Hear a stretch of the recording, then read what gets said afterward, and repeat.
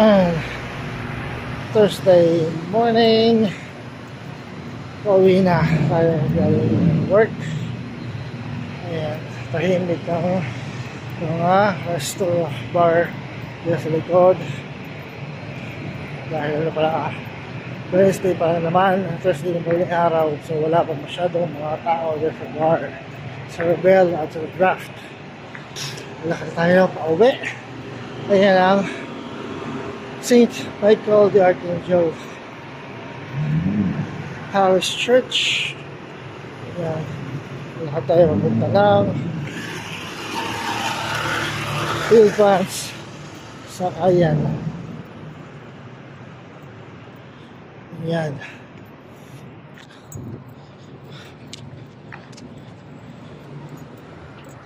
So, ayan, sa likod natin merong, ewan ko dadaan dito yun, parang Porsche. Hindi na tayo mga sir.